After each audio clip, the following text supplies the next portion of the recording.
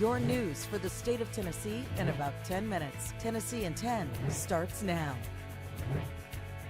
Good morning and thanks for joining us for Tennessee in 10. I'm Amanda Hara at WSMV in Nashville. A preliminary autopsy report shows Riley Strain's death was accidental. The body of the missing college student was pulled from the Cumberland River Friday. Detectives say there was no evidence of foul play related trauma. A toxicology report is not yet ready. Riley's death and a recent high-angle rescue on the banks of the Cumberland River have people now questioning safety in downtown Nashville. Crews actually had to rescue a man who fell down the steep embankment last week.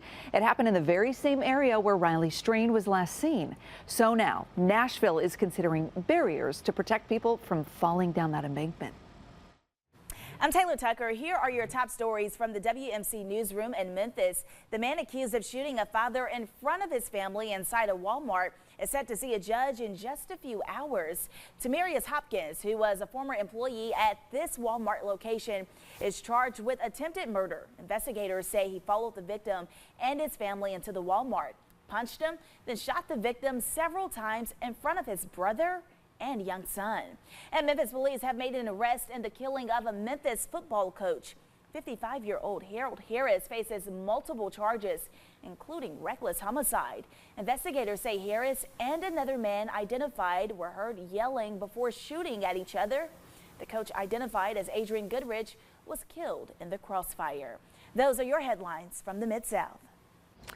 First Alert meteorologist Stefano DiPietro here with a look at the forecast where you live, and same story for most of us, Stefano, a lot of wind. Wind is going to be the big story for us today. I mean, any unsecured items you may have, front, back porch, patio furniture, whatever that may be, even your trash cans, make sure they are secured or try to bring them inside. A wind advisory is in effect today and through our night tonight for most of the state. Those darker browns that you're seeing out near the Smokies, that's a high wind warning. So those are areas where the wind could actually gust up to about 60 miles per hour. All of this, by the way, would be in the absence of any showers or thunderstorms. So this would be leading up to the rain that is going to push in later today. Any thunderstorm could have winds that gust anywhere between about 50 to 55 miles per hour. If there's any kind of strong to severe storm, it'd be out in parts of West Tennessee as they get moving in this evening and into the early part of tonight. Now, heavier downpours, loud rumbles of thunder, absolutely. Do not be surprised if you are either woken up by the wind or the heavy rain and thunder as we go through the middle of our night. Maybe south of Interstate 42, another risk at an isolated strong thunderstorm. But the good news is